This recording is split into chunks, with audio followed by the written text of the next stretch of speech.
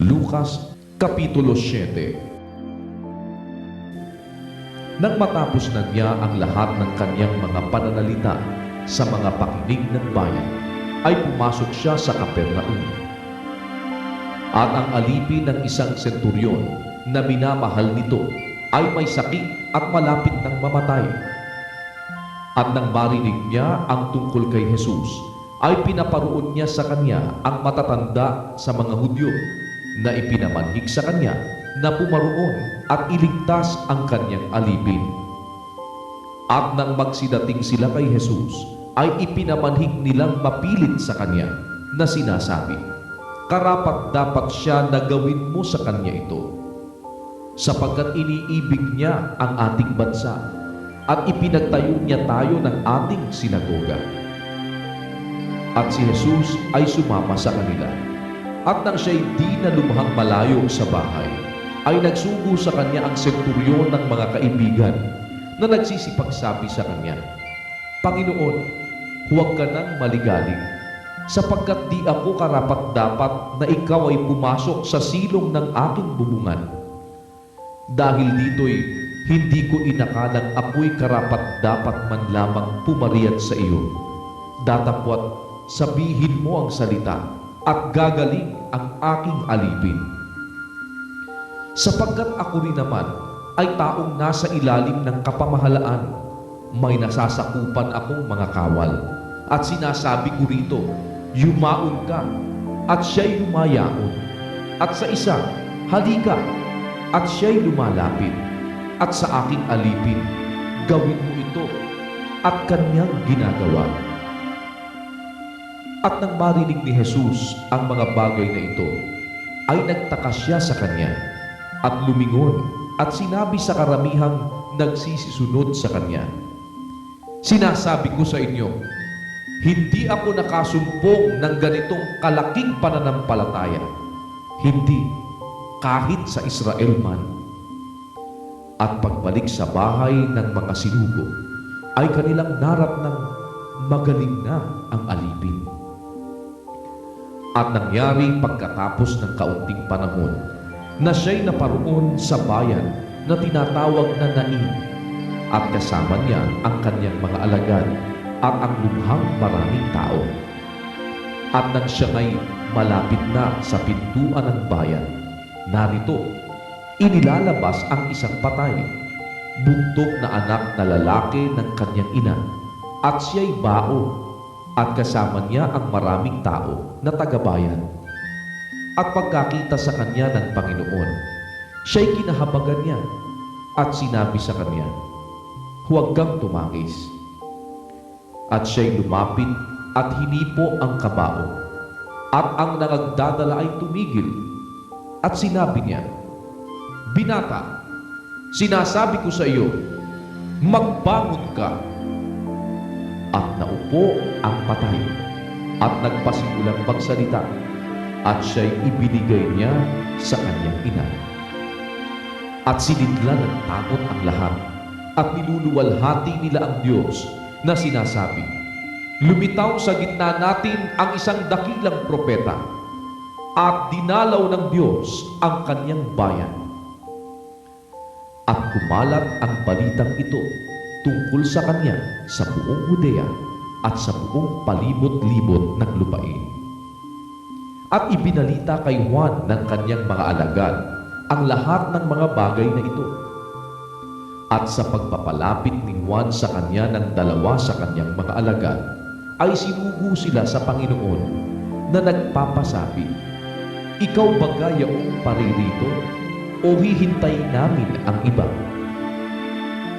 At pagdating sa kanya ng mga tao, ay kanilang sinabi, "Pinaparito kami sa iyo ni Juan Bautista na ipinasasabi, ikaw ba yaong paririto o hihintayin namin ang iba?"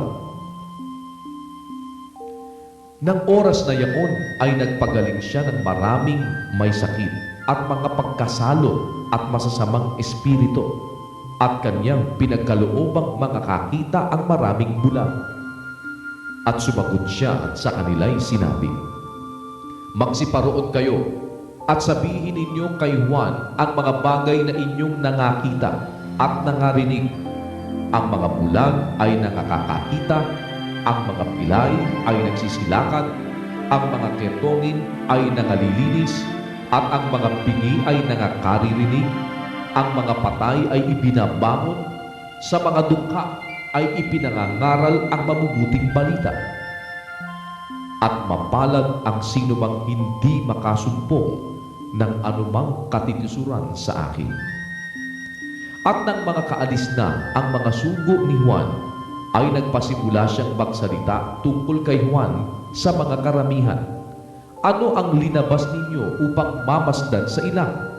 Isang tambong inuuga ng hangin? Datapwat ano ang linabas ninyo upang makita? Isang taong nararamtan ng mga damit na masiselan? Narito, ang nagsisipanamit ng marinilag at nangabubuhay sa pagmamaselan ay nasa mga palasyo ng mga hari. Datapwat ano ang linabas ninyo upang makita? Isa bagang propeta?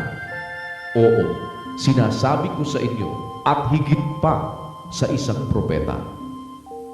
Ito yaong tungkol sa kanya'y nasusulat. Narito, sinusugo ko ang aking sugo sa unahan ng iyong mukha na maghahanda ng iyong daan sa unahan mo. Sinasabi ko sa inyo, sa mga ipinanganak ng mga babae ay walang dakila kaysa kay Juan. Gayunmay ang lalong maliit sa kaharian ng Diyos ay lalong dakila kaysa kanya. At pagkarinig ng buong bayan at ng mga maniningil ng buwis ay pinatotohanan ang Diyos na nagsipagbautismo ng bautismo ni Juan. Datapwat pinawalang halaga ng mga Fariseo at ng mga tagapagtanggol ng kautusan sa kanilang sarili ang payo ng Diyos at hindi na pabautismo sa Kanya. Sa ano ko itutulad ang mga tao ng lahing ito at ano ang kanilang katulad? Tulad sila sa mga batang nangakaupo sa pamilihan at nagsisigawan sa isa't isa na sinasabi, tinutugtugan namin kayo ng plauta at hindi kayo nagsisayaw. Nanambitan kami at hindi kayo nagsitangis. Sapagkat naparito si Juan Bautista na hindi kumakain ng tinapay at hindi umiinom ng alak at inyong sinasabi, siya'y may isang demonyo. Naparito ang anak ng tao na kumakain at umiinom at inyong sinasabi, narito ang isang matakaw na tao at isang manginginom ng alak, isang kaibigan ng mga maniningil ng buwis at ng mga makasalanan. At ang karunungan ay pinatotohanan ng lahat ng kanyang mga anak. At ipinamanhik sa kanya ng isa sa mga Fariseo na kumaing kasalo niya. At siya'y pumasok sa bahay ng Fariseo at naupo sa dulang. At narito, ang isang babaeng makasalanan na nasa bayan. At nang maalaman niyang siya'y nasa dulang ng pagkain sa bahay ng Fariseo, ay nagdala siya ng isang sisidlang alabastro na puno ng ungwento. At nakatayo sa likuran sa kanyang mga paanan na tumatangis, ay pinasimulan niyang dinilig ng mga luha ang kanyang mga paa. At ang mga ito'y kinukuskus ng buhok ng kanyang ulo at hinahagkan ang kanyang mga paa at pinapahiran ng ungwento. Nang makita nga ito ng Fariseo na sa kanya'y nag-anyaya, ay nagsalita sa kanyang sarili na sinasabi, ang taong ito, kung siya'y isang propeta, ay nakikilala niya kung sino at kung ano ang babaeng ito na sa kanya'y humihipo na siya'y makasalanan. At pagsagot ni Jesus ay sinabi sa kanya, Simon, ako'y may isang bagay na sasabihin sa iyo. At sinabi niya, Guro, sabihin mo. Isang may pautang ay may dalawang may utang sa kanya, at ang isa'y may utang na 500 denaryo, at ang isa'y 50. Nang sila'y walang maibayad, ay kapwa pinatawad niya. Alin nga sa kanila ang lalong iibig sa kanya? Sumagot si Simon at sinabi, Inaakala ko na yaong pinatawad niya ng lalong malaki At sinabi niya sa kanya, "Matuwid ang pagkahatol mo." At paglingon sa babae, ay sinabi niya kay Simon, "Nakikita mo ba ga ang babaeng ito? Pumasok ako sa iyong bahay. Hindi mo ako binigyan ng tubig na ukol sa aking mga paa. Datapwat dinilig niya ang aking mga paa ng kanyang mga luha at kinuskos ng kanyang buhok. Hindi mo ako binigyan ng halik. Datapwat siya, buhat ng ako'y pumasok, ay hindi humihinto ng paghalik sa aking mga paa. Hindi mo pinahira ng langis ang aking ulo. Datapwat pinahiran niya ng ungkwento ang aking mga paa.